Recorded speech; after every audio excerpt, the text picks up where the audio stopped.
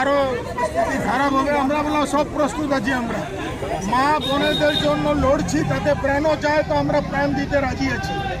কিন্তু পুলিশ প্রশাসন, পশ্চিমবাংলার পুলিশ প্রশাসন তো আপনি জানেন কীরকম।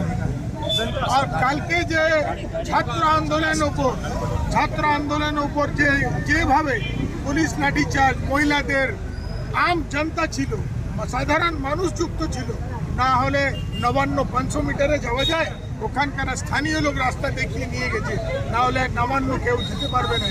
মানে এই বন্ধটা স্বতঃস্ফূর্ত পশ্চিমবাংলার মানুষ ডেকেছে, বিজেপি বন্ধ ডেকেছে, কিন্তু ওদেরই সারাতে বন্ধ হয়েছে। পশ্চিমবাংলার মানুষ আর এই সরকারকে থাকতে দেবে না।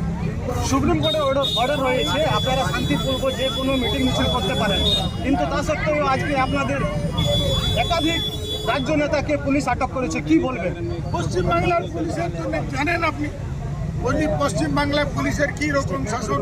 তারা শাসক হিসাবে দলদাস পুলিশ, তারা তো ভর্তি করেছে, কিন্তু তারা তো টিএমসি ঝান্ডা ধরে রাখে।